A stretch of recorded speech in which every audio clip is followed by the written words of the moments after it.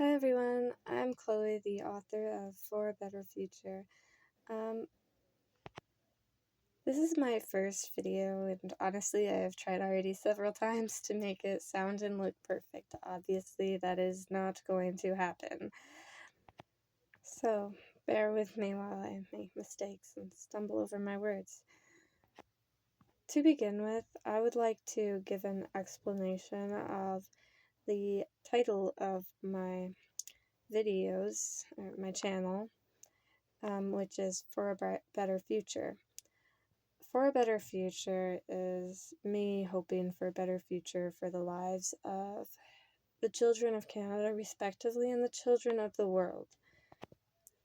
As the daughter of foster parents, I have seen a lot of the world's ideologies and evil creeping into the foster care system, and I want to use this channel to help open the eyes of the people who have little understanding or knowledge of the foster care system and the ways that the Children's Aid Society and society in general is treating hurt and emotionally broken children in an abusive and a way that hurts these kids rather than helps them. Most people by now have heard or recognize the way that the LGBT community and the society and media in general have pushed these ideas into the minds and the hearts of the children of Canada and a lot of different places in the world. But most people don't recognize the extent to which this happens and just how vulnerable the children are to the society and to the government, especially the children who are under the protection of the Children's Aid Society, because in reality they are under the protection of the state, of the government, of the province, and the province and the government are not treating them in a way that is healthy, respectful, and mindful of the fact that they are children. When I was about 12 years old, my family had another group of children come into the home. There were 3 kids. A girl was a year or 2 younger than me, and they came into the home, and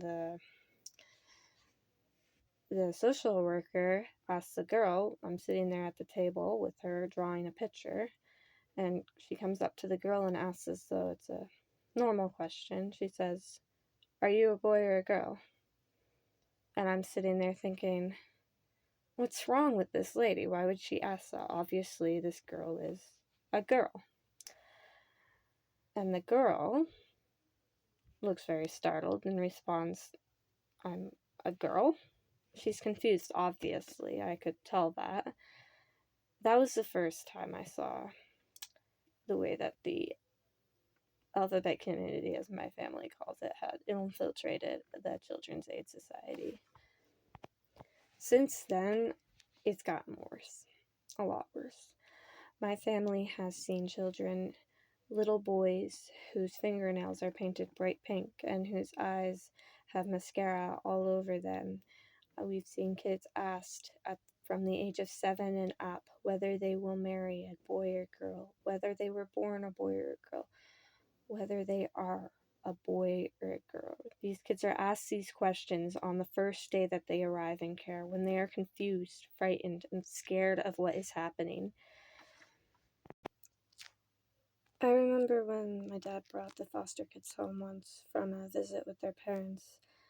I turned and looked at the little foster boy, and I saw that he had mascara all over his eyes.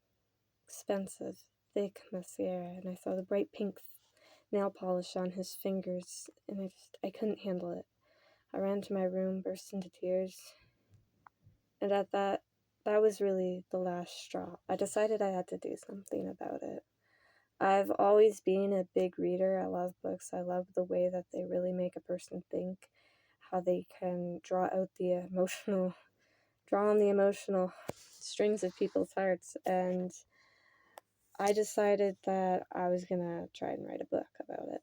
I'd already written several books, and I wanted to, and I still want to, open the eyes of the population, of the people of Canada, to the horrors and the abuse of the Children's Aid Society. This is abuse. This is horrific. I've seen the way that they treat these children, these emotionally struggling children, in a terrible way, where they take their vulnerability, they take their troubles, and they do not treat them with respect. They do not treat them with the understanding that these kids are hurt, these kids are broken, and in the end, they just hurt these kids more. And that is why I have decided to write my 2 books, My Story, The Truth Brought to Light, and Reality, Touching Life's Darker Sides. My story, The Truth Brought to Light, is basically, it's about a 15-year-old foster girl who's been placed in foster care and who's, for the first time, experiencing how bad the foster care system is, how it doesn't really love you, how it hurts you more than it helps you.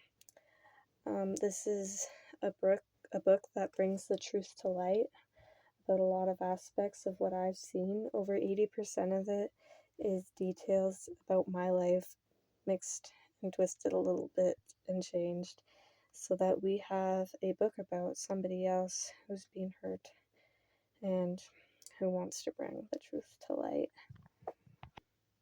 My other book, Reality, Touching Life's Darker Sides, is a book about what I see the future of Canada coming to be through foster care.